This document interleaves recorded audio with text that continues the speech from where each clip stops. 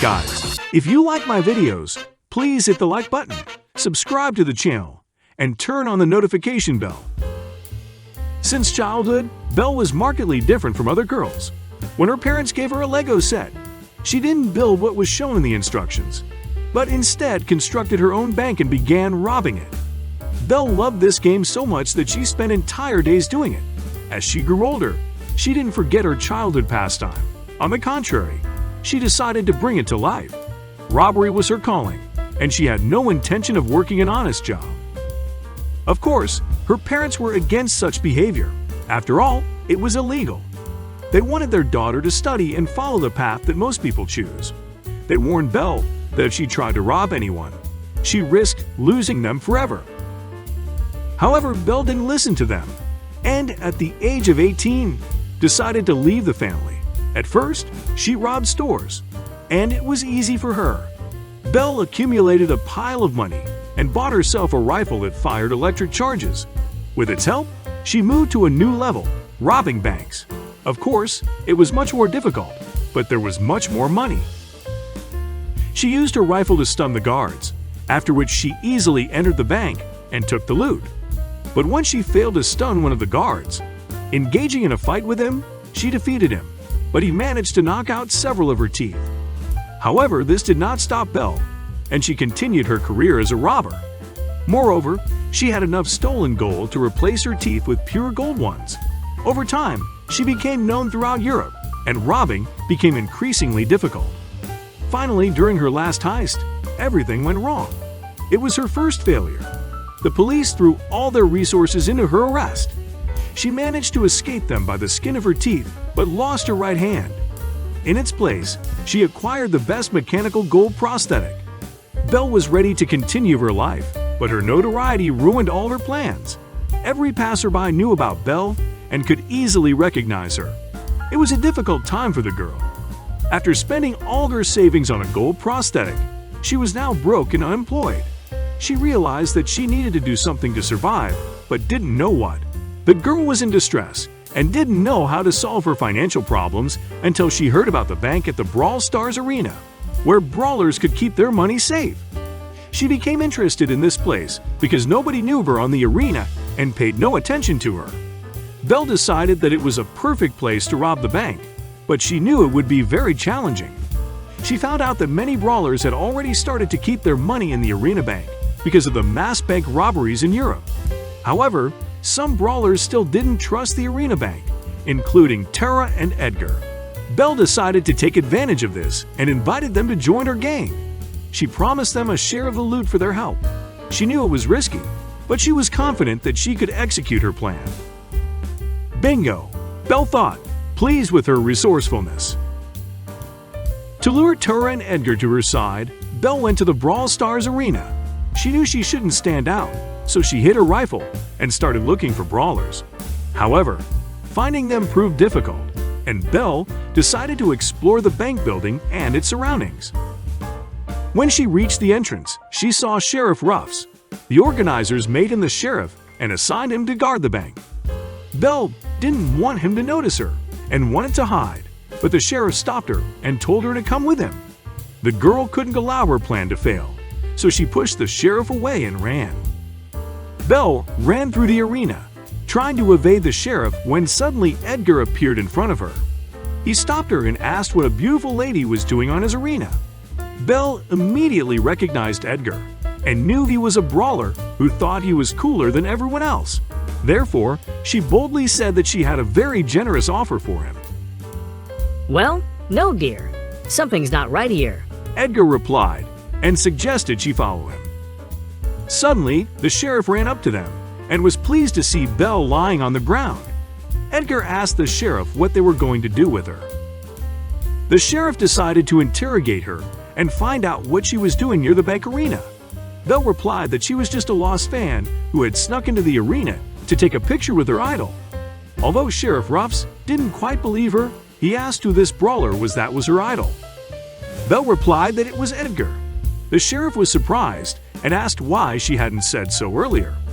Although Ruffs didn't know what to do with Belle, he had no grounds to detain her, so he left her with Edgar and went to do his job. And what?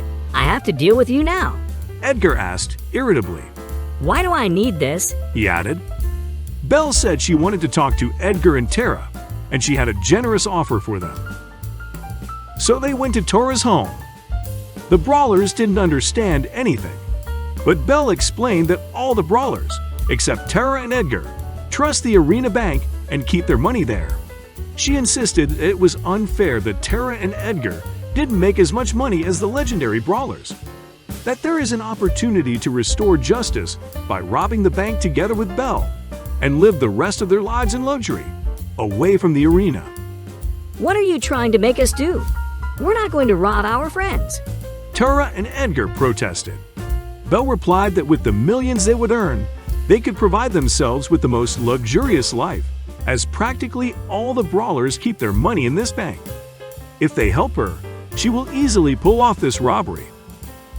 Tara liked the idea, and she convinced Edgar that not all brawlers were his friends. She insisted that after the robbery, Edgar could escape with his beloved Colette and start a new life full of happiness. A happy life with Colette? I'd like to fly with her to Bali and spend the rest of my life there. All right, I'm in. What's the plan? After thinking for a moment, Edgar agreed to participate. Well then, Edgar, Tara, Belle, the whole trio is together. Belle dubbed them the Goldarm Gang and declared it would be the heist of the century. Sheriff Ruff stood outside the bank, feeling a sense of unease. He knew something was off about his encounter with Belle. The sheriff sensed that something was brewing and he needed to be on guard. If something were to happen, he might not be able to handle it alone. Suddenly, Amber, Ruff's landlady, walked into the building. She was the one who had found him on the streets of the arena. I might tell you more about that in the next episodes. Upon entering, she noticed that Ruff's looked tense. What's going on? She asked. The sheriff explained the situation and said he needed backup. Amber immediately offered her help, but Ruff's was very protective of her and didn't want to risk her life. Her outfit also didn't quite fit the task at hand, but Amber was persistent and promised to return in a different outfit to help her dog guard the bank. She gave her word and left, and Ruff's was left alone, but feeling more confident. Edgar and Tara knew they couldn't go on the heist looking the way they usually did. First of all, if the brawlers and organizers recognized them, they wouldn't be allowed to leave the arena with the money, and everything would fall apart. Secondly, the fans might recognize them and report them to the police at the first opportunity. They needed a new look that no one would recognize them in. They would change into disguises specifically for the heist, and then just get rid of the outfits afterwards, so no one would know that Tara and Edgar were involved. This would allow them to escape with the money and live a luxurious life in peace. Belle agreed with their thoughts, but she didn't have the money to buy them anything.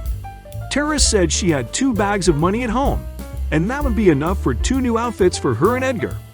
So they anonymously ordered 2 handmade costumes, specifically for the heist from a secret website. They had to wait 2 days for the delivery. Meanwhile, Belle suggested that the brawlers go and fully survey the bank area. She would do it herself, but after the morning incident with the sheriff, no one would let her near there. At that time, Amber was in her room thinking about her new outfit. She was looking for something in the Spanish style to look as elegant as Spanish women in their traditional attire. So she took her tablet and started searching for a suitable dress online. She needed to place the order as quickly as possible so that she could go and help Sheriff Ruff's. Meanwhile, Edgar and Tara had already entered the bank and started to explore it. Sheriff Ruff's didn't expect to see Edgar and Tara on the bank's premises because neither of them used that bank. He was ready to kick them out, but Edgar knew they needed time to survey the area, so he began to distract the sheriff with his antics. Hey, Ruffs, I hope you're not planning to kick us out. Edgar asked. I don't understand what you're doing here. After all, you don't keep your money in this bank. Sheriff Ruff's replied. Tara continued to inspect the buildings and finally found a tower where Belle could take cover and watch over them from above. How lucky I am not to keep my money in this bank. With such security, anyone could steal them.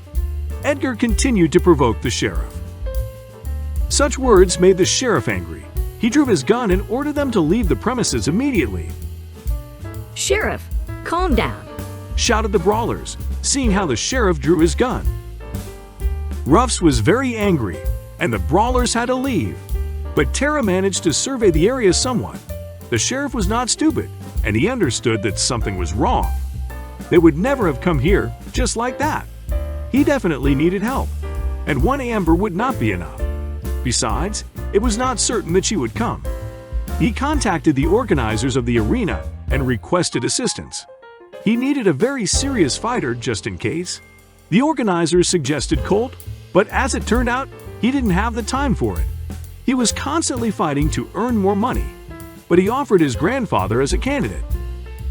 When Colt became a brawler, he bought a house next to the arena for his grandpa. But the old man was incredibly bored, and over the years, he learned to shoot revolvers even better than Colt. It was his only entertainment, to which he devoted every day. The organizers agreed that Colt's grandfather was perfect for the job, so he was invited to help Ruffs. The old man was thrilled with the offer. It didn't take long before he was standing outside the bank. The old man immediately began guarding it. Aha! So that's what he looks like. Now I understand who Colt takes after and what it'll look like in old age, thought Ruffs upon seeing Colt's grandfather. They introduced themselves, and Ruffs asked his name. Grandpa replied, "Sheriff, call me Gunslinger. Grandpa Gunslinger, or just Colt's grandpa. I'm the best shooter in the whole West. My grandson has a lot to live up to," proudly declared the old man. Ruffs felt better, as with such a grandfather as a partner, no one could rob the arena bank. However, Belle had a completely different opinion. Another day passed, and the Goldarm Gang was ready to rob the bank. Belle knew the bank's approximate layout and was confident she could pull off the heist of the century. Tara and Edgar went to get dressed, and after 5 minutes, they reappeared in such outfits that even the most devoted fan wouldn't recognize them. Belle was impressed by their appearance, especially Tara, who looked like a real bandit. Belle said she was now certain she had made the right choice in partners. They planned to carry out the robbery on a dark night. Under the cover of darkness, they headed for the bank. When they approached their target, they saw an old man standing in front of the entrance. It turned out to be Colt's grandfather, who came to help and stayed at the bank even at night. This was a serious obstacle to their plans, "Let's wait until he falls asleep," suggested Tara. "No, we need to hurry," objected Edgar. "I don't want anyone to get hurt," insisted Tara. "All right, we'll wait." Belle and Edgar finally agreed to the proposal. They spent over 5 hours at the entrance, waiting for the gunslinger to finally fall asleep. Edgar and Belle were very unhappy as it was almost daylight, and they had not yet begun the robbery. Finally, when the gunslinger fell asleep, the robbers decided to start the heist. But suddenly, a horse on the bank's property saw the robbers and cried out in fear. Grandpa Colt opened his eyes. He looked around, but saw no one. Belle had managed to climb up the tower, while Edgar and Tara hid below. Belle was very angry with Tara, as her waited-out idea had ruined their plan. Morning had already come and Grandpa Colt had not slept a wink. Belle had Grandpa in her sights and was about to fire to knock him out, but suddenly 8-Bit entered the bank's property. 8-Bit didn't notice Belle and her hidden accomplices and continued moving forward. It turned out that Brawler kept his money here and 8-Bit had come for one of the bags. Belle couldn't take it anymore. She aimed at 8-Bit and fired several shots. The shots were so powerful that 8-Bit fell apart. This frightened Tara and Edgar, who were shocked by Belle's actions. "Why did you shoot 8-Bit? What did he do?" Edgar and Tara were confused. Now the robbers can't leave the scene of the robbery. The whole heist is in danger. They won't be able to just leave now. Belle didn't intend to destroy 8-Bit's body. She only meant to knock him out, but she underestimated the power of the shot. The gunslinger jumped up and in a panic tried to understand where the shots were coming from. When Belle shot the old man, he saw the flying bullet. To knock it down, Grandpa fired back. "I know you're sitting there like a rat. Come down immediately," he shouted. Belle was shocked by his reaction and felt fear for the first time in her life. This bank was different from the one she had robbed before.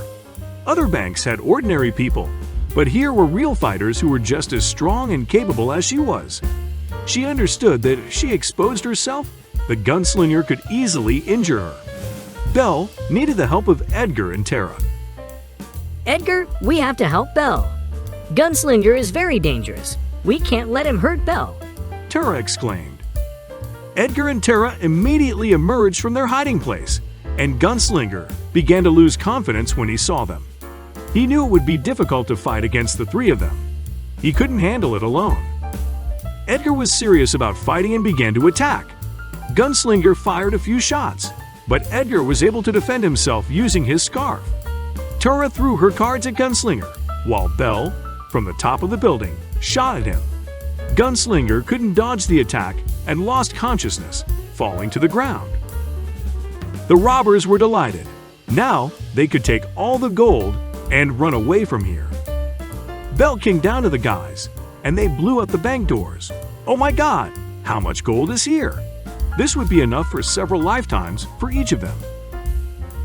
Grr, grr, grr. Ruffs came to the rescue. He looked at the robbers and immediately recognized Edgar and Tara. Here's a mess. We've been waiting for these costumes for 2 days, and in the end, we were still recognized. The robbers were disappointed. Ruffs asked why they were helping this robber. Sheriff, you can't understand us.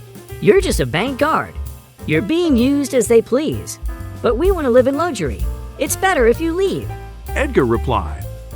The sheriff understood that he couldn't do anything against the three of them. After all, Gunslinger was already unconscious, and Ruffs was left alone. Amber's help would be very useful right now, but she's not here. Edgar didn't waste any time and ran towards Ruffs to knock him out. But then, Amber, is that you? her new look was simply stunning. She saved Ruffs from Edgar's attack. Belle was beside herself with rage. She had prepared and planned this robbery so much, but everything went wrong. Something had to be done urgently. Sheriff Ruffs ordered them to surrender immediately. Edgar stood up and declared that there was no turning back. They would only leave with the money, and they would fight to the end. Amber was equally serious-minded. She was ready to fight to protect the bank and her dog. The sheriff was ready to shoot at any moment. Belle had everyone in her rifle sights. Edgar was ready to attack it at any moment. Hey guys, what are you doing? Stop! Shouted Tara, who didn't want this senseless fight to continue. Belle aimed at Amber and fired, but she melted the bullet with her sword, unleashing flames. The sheriff shot Edgar, who fell and could no longer continue the battle. Belle aimed again and fired, but Amber cleverly jumped and in midair threw her sword at Belle's rifle, disarming her. Edgar was injured, and Belle was unarmed.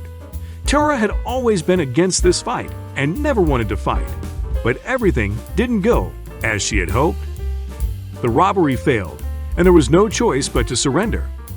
The sheriff kept a close eye on Belle, ready to shoot if necessary. Ruffs said that if they didn't surrender and try to attack, he would have to deal with them. Tara knew they had lost and raised her hands, signaling surrender. Belle was also forced to surrender. Thank God. They made the right decision, sighed the sheriff. The sheriff and Amber approached and arrested them. The robbers were captured, and it was time to answer for their actions. 10 days had passed since the robbery. Pam and Jesse restored 8-Bit. Fortunately, he was a robot and could always be repaired. But unfortunately, his appearance had to be drastically altered. Although his appearance became much cooler, Brawler remembered everything and held a grudge against Belle for what happened. Gunslinger continued to live next to his grandson Colt. Edgar was recovering from his injuries and was able to walk again. Colette was angry with him for not telling her about his plans and for causing trouble. But when he confessed that he did everything for her, and that it was all for the sake of running away together, she forgave him. She loved him very much after all, but their joy was short-lived. Tara and Edgar were punished severely. They were stripped of their salary for 6 months and now had to fight for free. but this was still a light punishment, as they could have been expelled from the arena altogether. The organizers were planning to hand Belle over to the police for robbery, but Edgar and Tara begged the sheriff to spare the girl. They explained that Belle was a notorious thief and could bring in a lot of money for the arena, which could not only cover the damage but also generate profits. Belle admitted her guilt, apologized to the entire arena, and thanks to the sheriff, Tara, Edgar, and her popularity, the organizers offered her the position of a chromatic brawler and to fight in the arena. But as punishment, she had to fight for a whole year without pay. If she refused, she faced more than 20 years in prison for attempting to rob a bank. Belle agreed to the offer without hesitation. She became the first brawler who became a fighter not of her own free will, but only to avoid justice. But over time, she began to enjoy the battles. The arena provided her with food and shelter so she could continue to fight. Tara and Edgar also worked without pay for 6 months. The story teaches us that theft is a sin. It is never worth trying to steal something, as it will ultimately lead to unpleasant consequences. Dear viewers, we hope you enjoyed our animated story today. As you saw, the main message was that stealing is wrong, and forgiveness is always the best way to resolve conflicts. We encourage you to remember this important lesson and apply it to your own lives. If you ever find yourself in a difficult situation, remember that honesty and forgiveness are the keys to finding a peaceful solution. Thank you for watching, and we'll see you next time.